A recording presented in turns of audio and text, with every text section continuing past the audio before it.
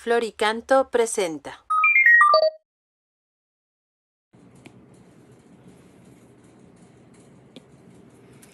Hola, ¿qué tal amigos y amigas que nos siguen a través de redes sociales? Soy el Padre Javier Hernández y el día de hoy, 22 de mayo, vamos a reflexionar las lecturas que nos propone la Sagrada Eucaristía el día de hoy y una breve reflexión. Entonces los invito a que me acompañen y se queden conmigo. La primera lectura está tomada del libro de los Hechos de los Apóstoles y dice lo siguiente.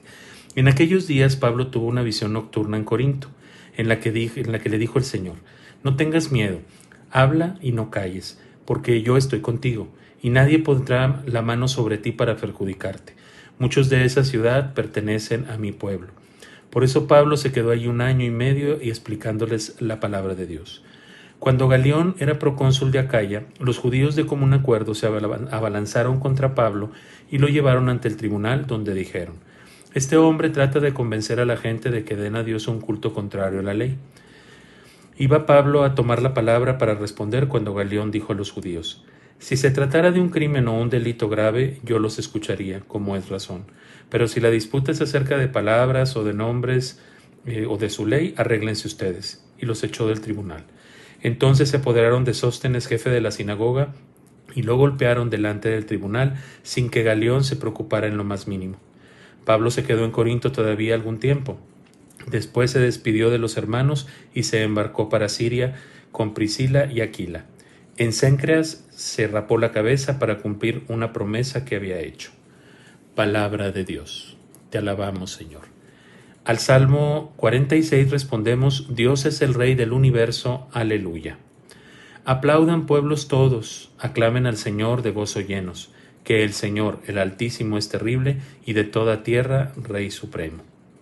Dios es el Rey del universo. Aleluya. Fue Él quien nos puso por encima de todas las naciones y los pueblos, al elegirnos como herencia suya, orgullo de Jacob, su predilecto. Dios es el Rey del universo. Aleluya. Entre voces de júbilo y trompetas, Dios es el Señor. Asciende hasta su trono. Cantemos en honor de nuestro Dios, al Rey honremos y cantemos todos. Dios es el Rey del universo. Aleluya. Y a la aclamación escuchamos: Cristo tenía que morir y resucitar de entre los muertos para entrar así en su gloria. Aleluya, aleluya. En el Evangelio según San Juan escuchamos: en aquel tiempo Jesús dijo a sus discípulos: les aseguro que ustedes llorarán y se entristecerán mientras el mundo se alegrará. Ustedes estarán tristes, pero su tristeza se transformará en alegría. Cuando una mujer va a dar a luz, se angustia porque le ha llegado la hora, pero una vez que ha dado a luz, ya no se acuerda de su angustia por la alegría de haber traído un hombre al mundo. Así también ahora ustedes están tristes, pero ya yo los volveré a ver y se alegrará su corazón y nadie podrá quitarles esa alegría. Aquel día no me preguntarán nada. Palabra del Señor. Gloria a ti, Señor Jesús. Y bien, pues ya escuchamos estas lecturas de los Hechos de los Apóstoles y del Evangelio y bueno, son lecturas interesantes. Las dos tienen mucha relación porque pues nos dejan de ver primero que Pablo sigue insistiendo, está atento a las inspiraciones del Espíritu porque es Dios a través del Espíritu que le inspira a que vaya a Corinto, que hable ahí, porque el Señor tiene el plan de que ahí va a ser una comunidad muy importante para la iglesia cristiana. Y en efecto Pablo logró muchos avances en esa comunidad, una comunidad que era un puerto y por lo tanto pues un poco expuesto a muchas situaciones de pecado. Muchos historiadores actuales comparan al puerto de Corinto con lo que sería, por decirlo así, Las Vegas, ¿verdad? La ciudad del pecado. Entonces era una ciudad muy complicada y Pablo llega ahí a anunciar el Evangelio y a proclamar la palabra del Señor, por supuesto. Y se queda ese 1 año y medio, y entre ese 1 año y medio hay muchas dificultades que él tiene que vencer y que a través de su testimonio de vida pues lo va a lograr. Y esa promesa que el Señor le hace, que nadie te va a tocar porque yo tengo un plan para ti. Entonces llama mucho la atención eso y se conecta con el Evangelio porque, y ya más en nuestra vida cotidiana, porque en el Evangelio vemos que Jesús nos habla de este ejemplo que pone de la mujer que va a dar a luz, que cómo se angustia porque pues no sabe qué va a pasar, pero una vez que nace ese hijo se le olvida todo el dolor. ¿Por qué? Porque tiene ese hijo, trajo un hombre más, una mujer al mundo. Y esta figura que Jesús hace es un poco en relación al reino. El reino se parece a esta figura que Jesús hace. Es el reino de Dios que está inmerso en una realidad dolorosa a veces, una realidad que va en contra a veces de toda la doctrina cristiana, una sociedad que promueve unos valores que no son los de Cristo y que de cierta manera los cristianos nos angustia. ¿Por qué? Porque nos limita para comportarnos, para ser como Cristo nos ha mandado, nos cuesta comportarnos y dar testimonio de nuestra vida en una sociedad donde lo que más le importa es el placer, lo económico, el sexo, la prepotencia, la apariencia, el lujo. Estamos en una sociedad así.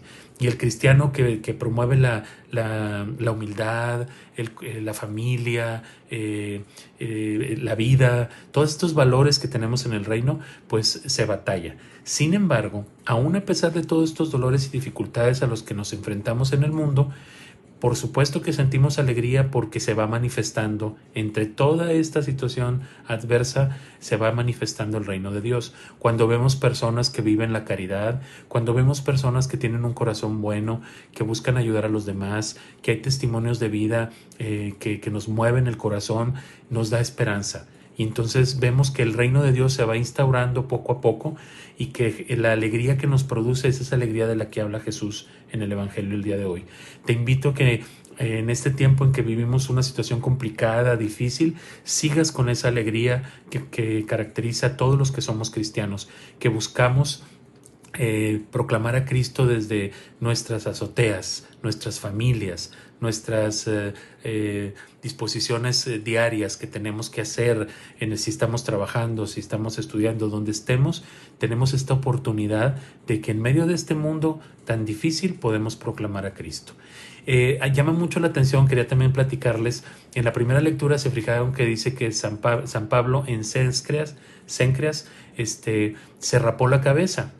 Y esto la iglesia siempre ha como tomado esta referencia a lo que nosotros hoy conocemos como las mandas. ¿Se acuerdan que de repente prometemos algo? Es una tradición muy, muy cristiana, sobre todo aquí en México, que prometemos algo al Señor y le decimos, Señor, te prometo que si me concedes esta situación, hago tal cosa.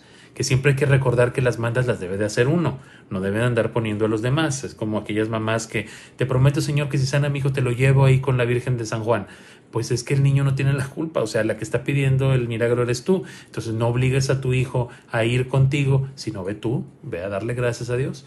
Entonces, así como eso, otras mandas que vamos haciendo, bueno, este es como una fundamentación de lo que hoy serían nuestras mandas. Te deseo que tengas un excelente día, cuídate mucho, te doy la bendición y nos escuchamos en otra emisión más de Medita y Aplica.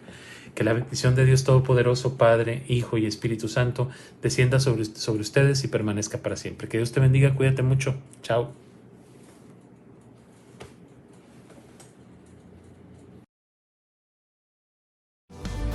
Florica.